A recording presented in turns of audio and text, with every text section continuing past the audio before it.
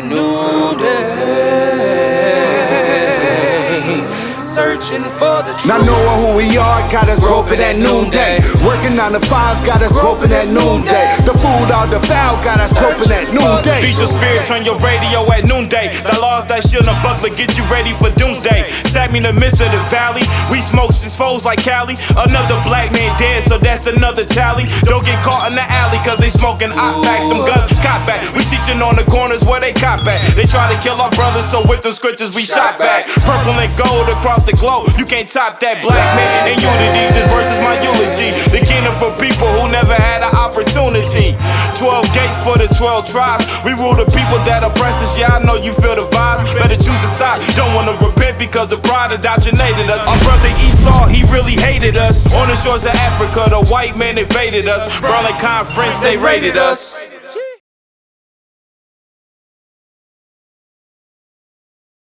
Hey, how y'all doing? So what's your name, sis? Say it again. Peyton. Okay, what's your name, bro? Sergio. How you doing, bro? All right, so what we showing y'all, the importance of knowing who you are according to the scriptures, all right? What's your, he went over with you, you're from the tribe of Issachar, right? What's your father? You don't know what your father's nationality is? Black? Okay, so you will be from the tribe of Judah. Why is this important for you to know? Why do you think that's important for you to know? Because think about this, the so-called Chinese men, they know what their nationality is, they know where their homeland is, they know what their traditions are, right? The so-called Japanese men know these things too, right? All right, so what is our true tradition? What is our heritage? As so-called blacks and Hispanics and Native Americans, do we know what our traditions are supposed to be besides what they taught us in slavery? We don't know that stuff, right? So this is why it's important to know who you are, because when you know who you are, you know what things pertain to us as a people. Sirach 17:11.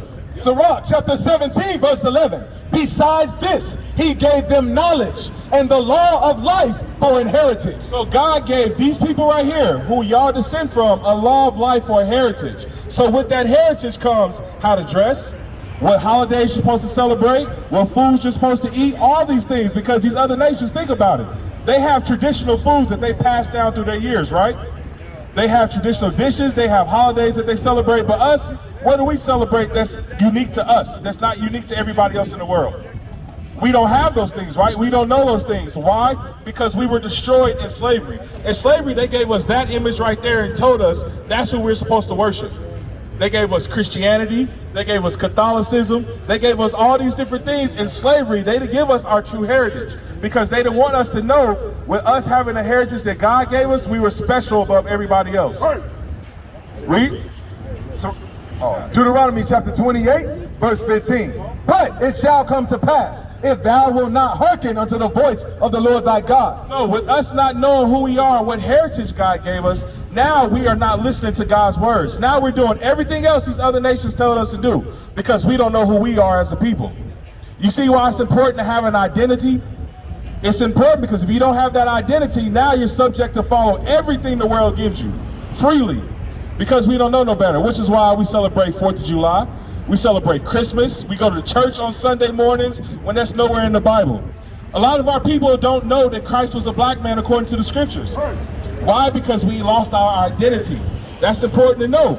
Because think about this. If you had something that sets you apart from everybody else, would you hold fast to that? Would you cherish that? But our people don't know that God set us apart. Read what you got.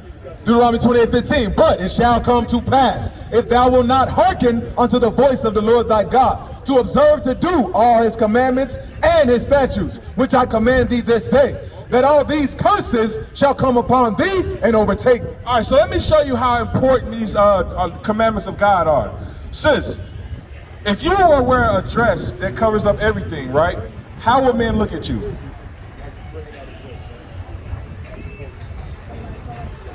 Say it again. Do they have more respect for you when you are wearing a dress, a long dress, or when you are wearing short shorts? Think of the mindset. All right, I'm gonna ask you, my brother. A lot of us, we was in those shoes, so we know. When you see your sister that got on short shorts or form-fitting clothes, what's the first mindset our brothers have? Or what they looking at her as? When they talk to her, they trying to do what? They trying to get the goods, right? But if you see a sister that's in modest apparel that's covered up, not showing anything, does that change your mindset towards that sister? Yeah, you look at her how? Different, like a wife, right? So why do you think they changed the dress code of our sisters in the world? For that very reason he just said. When our sisters are wearing immodest apparel, they're wearing the short shorts, the form-fitting clothes, brothers look at that sister like, man, that's somebody I want to sleep with, but I ain't gonna wife her. That's somebody I can have fun with. But then it creates a cycle, so now we have single-parent households, we have higher rates of STDs. All these things happen because something as simple as, say it again? Abortions? Yeah, exactly. Over 20 million babies have been aborted, just in the black community alone. Do you see that as a problem? Yeah, okay, read what you got. Deuteronomy 23:17. There shall be no whore of the daughters of Israel. So that in turn creates a cycle. Think about this. In slavery, when we got married in slavery, because when we were in slavery, we got married at a higher rate than we do right now. What was the slave masters doing to our sisters? They was raping them. They would say, you know what? I want that one. Bring her to my chamber. She's going to be my bed witch for tonight. So now think about this. Our brothers have that same mindset when it comes to our sisters. Because now they're looking at our sisters as that's somebody I want to have fun with. That's somebody, bring her to, I'm going to get her for tonight and then I'm going to be done with her. That's the same mindset, but we got to change that mindset. Sis, do you want to be a wife someday? So what do you think is the first step of doing that?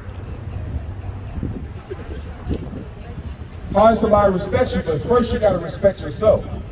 You know how you do that? You got to change your mindset. You got to first put on, this ain't to bash you, because we out here to change the mindset of our people so we can do better as a community. All right, if you put on modest apparel, he already shows you, the brother's gonna start looking at you different. They're gonna start looking at you like, damn, let me see what her mindset is about, because I'm not looking at her body because she ain't showing it. It's a lot of girls out here to show their body and they end up being another statistic. It is what it is. So now we have to change that. Read what you got. 1 Timothy 2:9. In like manner also, that women adorn themselves in modest apparel. In modest apparel, because even in slavery times, where's the sign at? In slavery times, this one right here, hold this one up. Our sisters are in the cotton field over 23 hours in a day. What are they wearing?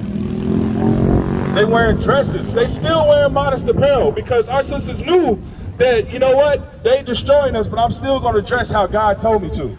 It may be hot, but I know who I am. I know who my true heritage is. And we get here today, now we got the independent woman in America. Do you think being independent is helpful or hurtful to the black community?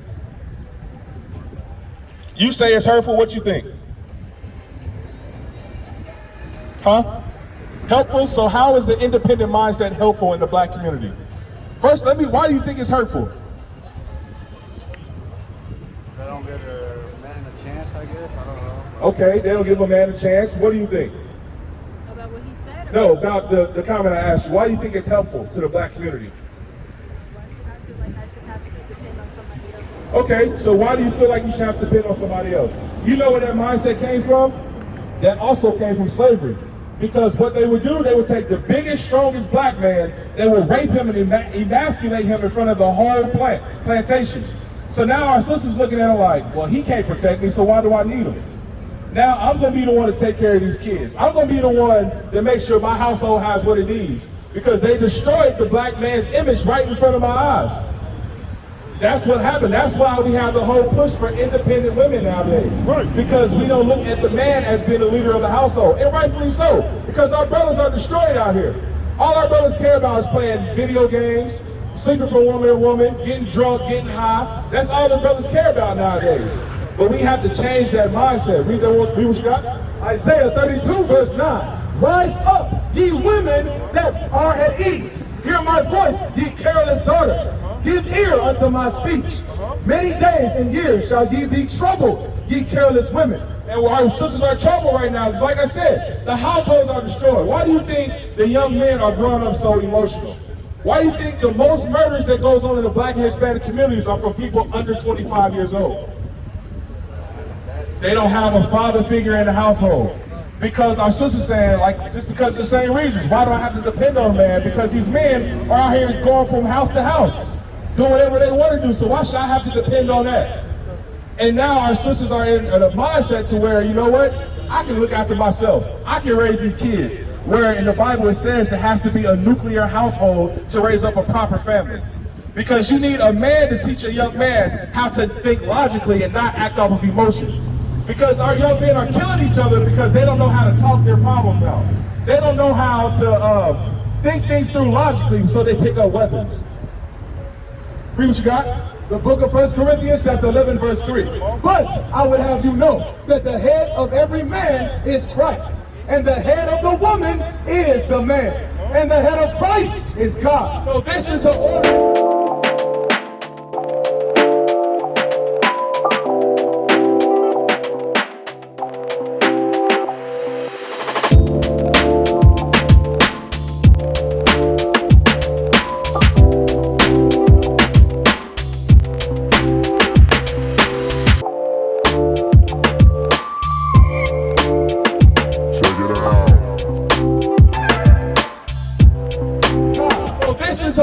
God set up. It says God, Christ, man, and woman. Why do you think he set that order up? Because in God's perfect order, there's protection, there's safety. Think about this. When did the rise of human trafficking start to get big? Do you know? It started to get big when they start pushing this independent woman stuff. Because now there's no man to show our sisters how to move in this world so that you're not an easy threat, you're not an easy target. So now because the sister's saying, I don't need a man, now there's no protection when she's out in the world. She doesn't know what to look for and how to avoid these situations because now the society is pushing that our sisters can be equal with men. But there's no protection in that. God set up the perfect order for safety and protection. Why? Because God's laws are perfect. That's what's going to change the mindset of our communities. Are people acting in the proper order that God set things up? Read. You got something? Get Psalms chapter 19, verse 7. Because like I think about this, Adam and Eve, I know that some people think that her first sin was eating an apple. But that's not what it was. Eve's first sin was starting to go off into feminism. Now she's wanting to be equal to the man. That's what it was. She started learning from other people. Now she wants to be equal to the man. It's the same thing you see in society today. It all repeats itself. I know in Christianity, they taught you that she ate an apple, didn't you? You heard that before, haven't you? That ain't what it was. That ain't even, nowhere in the scriptures can you see that Eve ate an apple. Nowhere. Read what you got. Psalm 19 verse 7. The law of the Lord is perfect, converting the soul. So when you start to apply God's laws, there's safety in his laws. That makes a perfect mindset. Now we have men, just like brothers up here. All of us used to be out there on the other side, trying to sleep from woman to woman because of what she got on.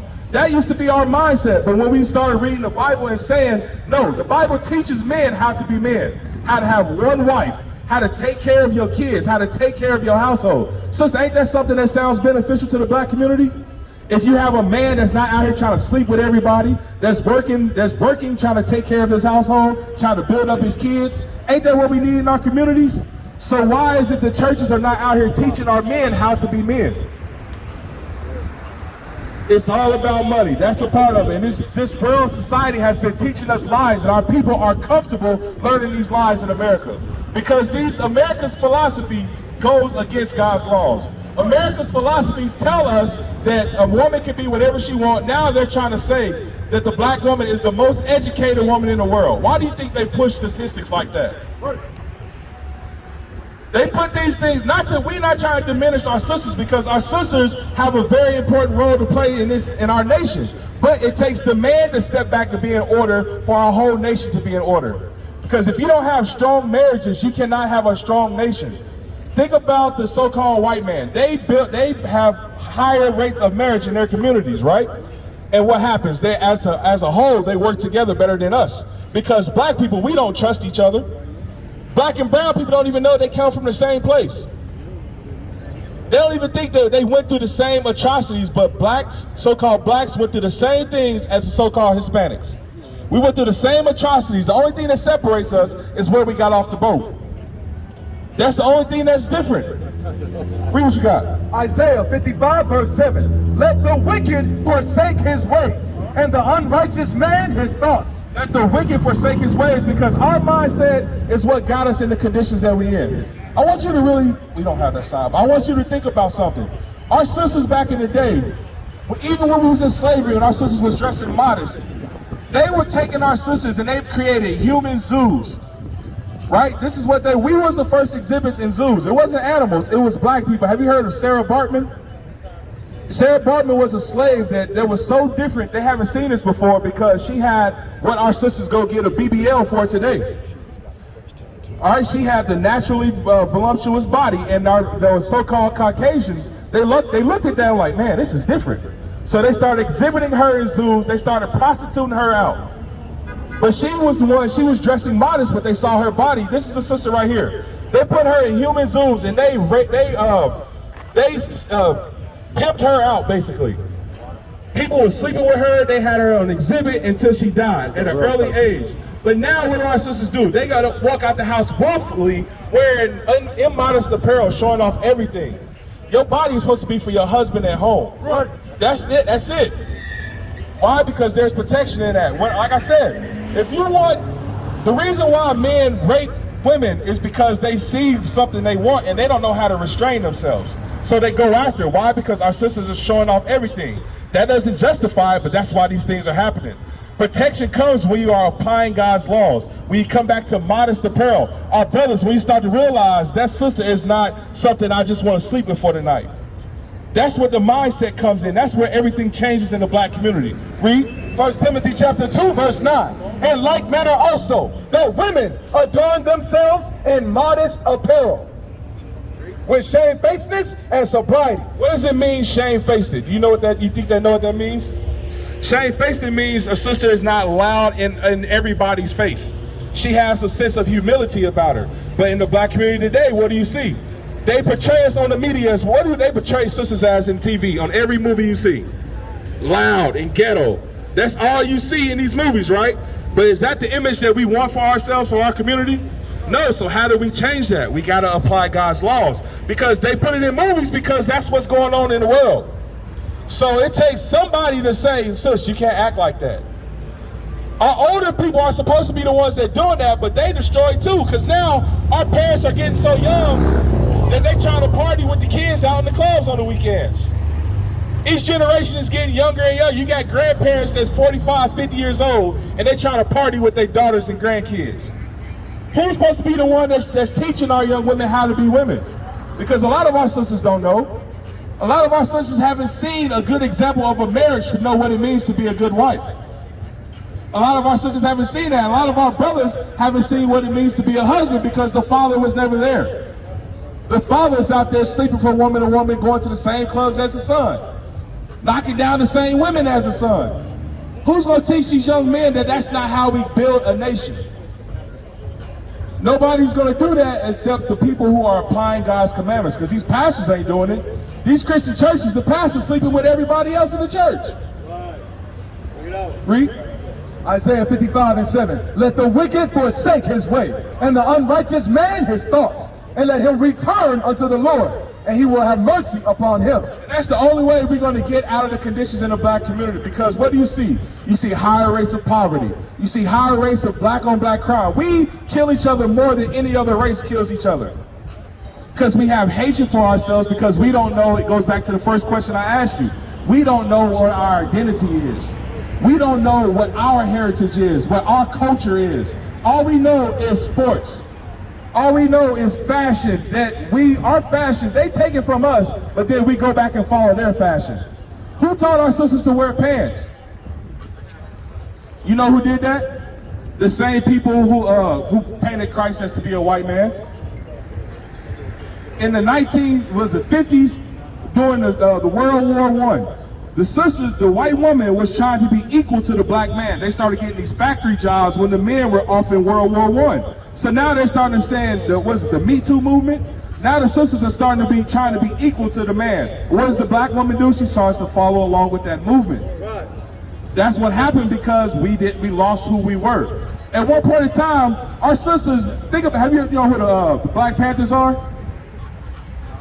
You heard of them? You know who the Black Panthers are? Fred Hampton. During that time, when the brothers was out fighting for their independence, for their freedom, the black woman was standing right there next to him in all submission. because she believed in the mission that the black man was fighting for. She believed in equality, but somewhere along the years, now the woman is saying, you know what, I'm not fighting with him no more because he doesn't look at me like a man's supposed to look at me. He's looking at me like just another meal for the night. Think about some of the terms we got in our communities. They sound so stupid. Oh, you a snack, you a whole meal. What does that mean? That's foolishness. Why do we talk like that? Why do we look at our sisters in such a degrading way that we say terms like that? We used to scream black power while heroin was pushed. But at the end of the day, nothing's in vain. IUIC has been given a vision. The tents of Judah has risen. Many has attempted the mission, minor murmuring, omitting, and missing the mark. Just reading that he had the flame of fire in his eyes gave us the spark. We on Paul's mission. We out on the road, purple and gold, from Mexico, Cuba, Haiti, Ghana, Sierra Leone. 144,000 boots banging, concrete crackling. These are our men repented at heart. The scriptures is proof. IUIC, we deliver the truth.